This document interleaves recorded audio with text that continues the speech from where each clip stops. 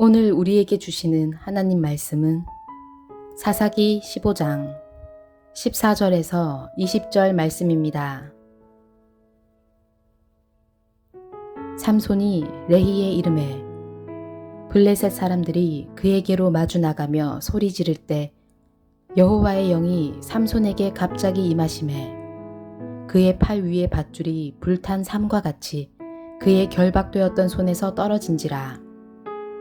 삼손이 나귀의 새 턱뼈를 보고 손을 내밀어 집어들고 그것으로 1000명을 죽이고 이르되 나귀의 턱뼈로 한 더미 두 더미를 쌓았으며 나귀의 턱뼈로 내가 1000명을 죽였도다 하니라. 그가 말을 마치고 턱뼈를 자기 손에서 내던지고 그곳을 라맛 레히라 이름하였더라.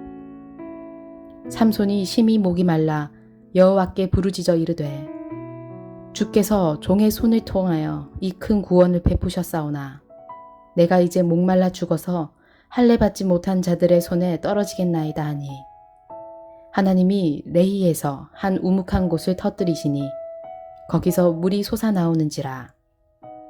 삼손이 그것을 마시고 정신이 회복되어 소생하니 그러므로 그 샘 이름을 엔하꼬레라 불렀으며 그 샘이 오늘까지 레히에 있더라.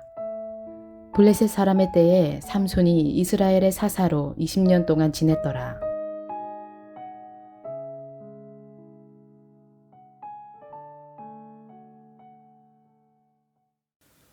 유다 지파 남자 3,000명이 삼손을 잡아 블레셋에게 바치려 했습니다.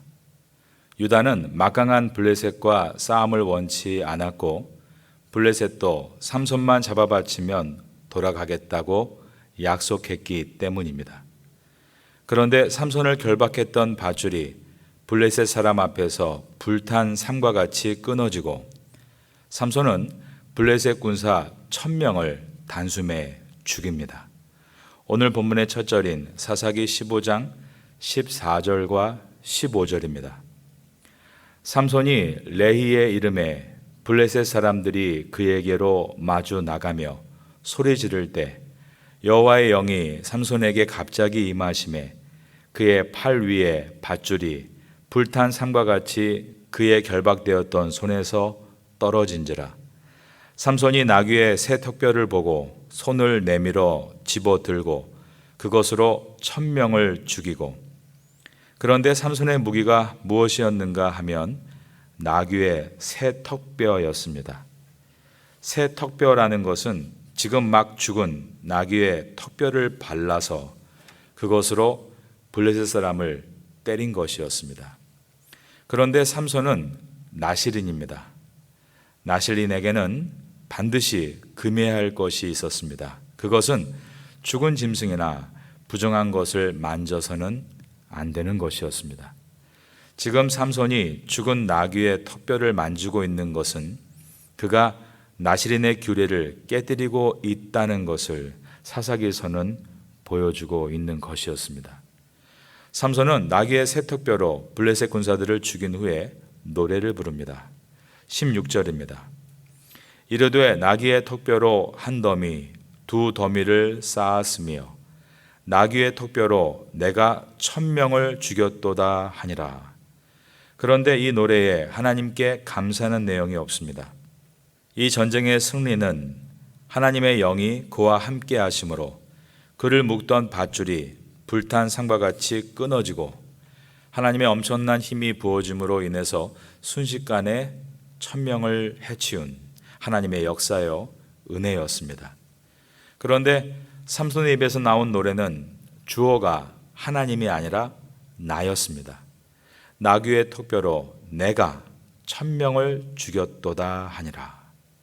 삼손은 자기를 자랑하고 교만한 모습을 드러내고 있었습니다.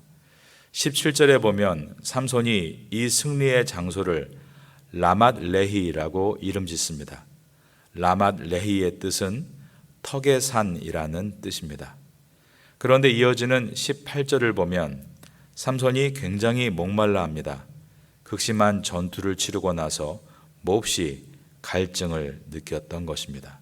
그래서 삼손이 하나님께 제발 물을 달라고 기도를 드립니다. 삼손이 심히 목이 말라 여호와께 부르짖어 이르되 주께서 종의 손을 통하여 이 큰 구원을 베푸셨사오니 내가 이제 목말라 죽어서 할례 받지 못한 자들의 손에 떨어지겠나이다 하니, 조금 전에는 내가 1,000명을 죽였다라고 노래하면서 삼손이 잘 될 때는 자신을 높이고 어려울 때는 도와달라고 구하고 있는 것입니다. 그런데 하나님은 그러한 그의 기도에 응답해 주셨습니다. 삼손의 갈증을 해결해 주시기 위해 메마른 땅에서 샘물을 터뜨려 주신 것입니다. 19절입니다. 하나님이 레이에서 한 우묵한 곳을 터뜨리시니 거기서 물이 솟아나오는지라. 삼손이 그것을 마시고 정신이 회복되어 소생하니 그러므로 그 샘 이름을 에낙고레라 불렀으며 그 샘이 오늘까지 레히에 있더라. 우리는 오늘 본문을 보면서 삼손이 샘물을 얻을 수 있었던 이유가 삼손이 잘해서가 아니었던 것을 보게 됩니다. 하나님께서 삼손에게 기대하신 나실린으로서의 규례를 그는 어겼습니다. 전쟁에서 승리하고 나서 하나님께 영광을 돌리지도 감사하지도 않았습니다. 자신이 할 수 없는 영역에서만 하나님께 도와달라고 요청했습니다. 그런 잘못된 행동과 태도를 가진 삼손이었지만 하나님은 그에게 샘물을 터뜨려 주시고 그의 생명을 연장시켜 주셨습니다. 이것은 하나님의 은혜를 우리에게 보여주고 있는 것입니다.